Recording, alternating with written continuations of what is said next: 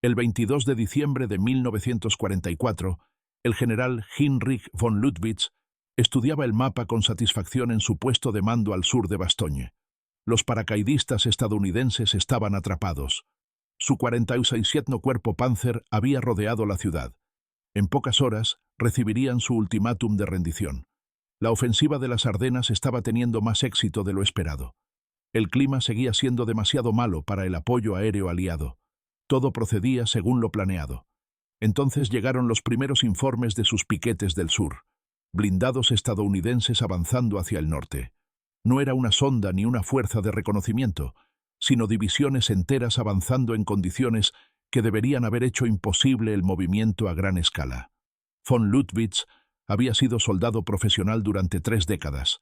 Comprendía lo que las unidades estadounidenses podían y no podían hacer.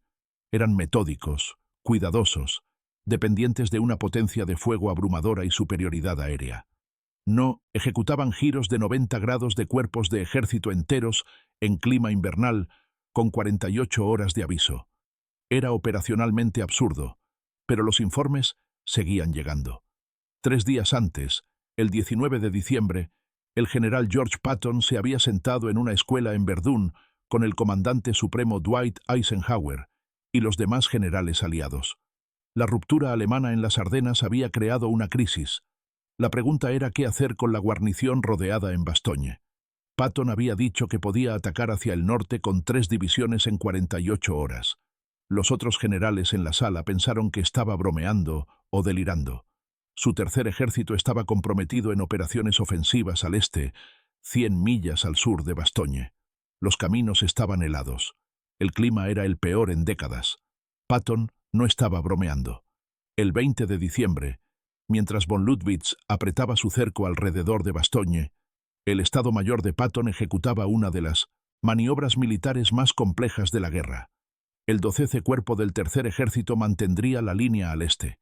El 13º Cuerpo se desconectaría del combate, giraría 90 grados hacia el norte y conduciría hacia Bastogne. 3 divisiones, la 4ª blindada, la 26ª de infantería, la 88ª de infantería, más de 130.000 hombres, miles de vehículos, cientos de tanques, todo moviéndose a través de una única red de carreteras en condiciones que apenas hacían posible el movimiento. El alto mando alemán conocía la reputación de Patton. El mariscal de campo Gerd von Rundstedt, al mando de todas las fuerzas alemanas en el oeste desde su cuartel general cerca de Frankfurt, había luchado contra los estadounidenses durante 2 años. Consideraba a Patton el general aliado más peligroso, el único que entendía la guerra móvil al estilo alemán. Pero incluso von Rundstedt, cuando recibió los informes de inteligencia el 21 de diciembre, no creyó que Patton pudiera ejecutar tal maniobra tan rápidamente. El mariscal de campo Walter Model, al mando del grupo de ejércitos B y supervisando directamente la ofensiva de las Ardenas, fue menos desdeñoso. Model había luchado en el frente oriental. Comprendía lo que la desesperación podía impulsar a un ejército a intentar. Cuando su personal de inteligencia informó de columnas estadounidenses moviéndose hacia el norte, hacia Bastogne, Model captó inmediatamente las implicaciones. Si Patton llegaba a Bastogne, todo el flanco sur de la ofensiva alemana quedaría expuesto. El 22 de diciembre, las fuerzas de Patton atacaron hacia el norte. La 4ª división blindada bajo el mando del general de división Hugh Gaffey lideró el avance.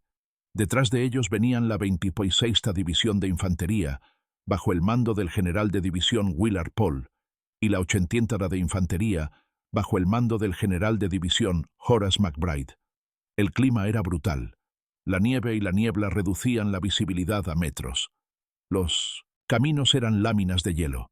Los vehículos se deslizaban hacia las zanjas. Los hombres se congelaban en sus puestos. Avanzaban de todos modos. Las fuerzas de protección sur de von Luttwitz fueron las primeras en sentir el peso del ataque. La artillería estadounidense, la más devastadora de cualquier ejército en la guerra, cayó en concentraciones que obliteraron posiciones. Los blindados estadounidenses, apoyados por infantería que de alguna manera había mantenido el ritmo a través de la nieve, atravesaron posiciones defensivas que deberían haber resistido durante días. El 23 de diciembre, von Luttwitz envió su ultimátum al comandante estadounidense en Bastogne, el general de brigada Anthony McAuliffe. 2 oficiales alemanes caminaron bajo bandera blanca hasta las líneas estadounidenses y entregaron un mensaje escrito exigiendo la rendición. La respuesta de una palabra de McAuliffe, "Nuts", se haría famosa. Pero la importancia del momento a menudo se pasa por alto. Von Lüttwitz envió la demanda de rendición no porque el asedio estuviera teniendo éxito, sino porque estaba fracasando. Necesitaba que Bastogne cayera inmediatamente antes de que Patton atravesara. El mariscal de campo Model, observando cómo se desarrollaba la situación, comenzó a retirar unidades de otros sectores para reforzar el flanco sur. La división Panzer-Lehr, bajo el mando del general Fritz Bayerlein, recibió órdenes de moverse hacia el sur y detener el avance estadounidense. Bayerlein era un veterano del norte de África y Normandía, pero su división había estado luchando continuamente desde que comenzó la ofensiva. Estaba por debajo de su fuerza efectiva, escasa de combustible y exhausta. El 24 y 25 de diciembre, sus panzergranaderos y tanques restantes libraron una serie de enfrentamientos brutales con la 4ª División blindada. Los estadounidenses atacaron a través de Chaumont, Neufchâteau y una docena de aldeas más pequeñas. Cada posición costó tiempo y bajas. Los defensores alemanes hicieron que los estadounidenses pagaran por cada milla, pero no pudieron detener el avance. El 26 de diciembre, elementos del 37º Batallón de Tanques de la 4ª División blindada atravesaron las líneas alemanas en Haguenau, un pequeño pueblo a 6 kilómetros al suroeste de Bastogne. El teniente Charles Bogues, al mando de un pelotón de tanques Sherman, lideró la ruptura. Sus tanques destrozaron las posiciones alemanas, cruzaron el tramo final de carretera e hicieron contacto con los paracaidistas estadounidenses en el perímetro de Bastogne. El asedio había terminado. Von Lüttwitz, al recibir las noticias en su puesto de mando, no tenía reservas para comprometer. Las fuerzas que deberían haber estado abrumando las defensas de Bastogne habían sido desviadas hacia el sur para luchar contra Patton. Las fuerzas que deberían haber estado deteniendo a Patton habían sido desgastadas en 4 días de combate continuo. Había fallado en ambas misiones. En los interrogatorios de posguerra, von Manteuffel fue directo.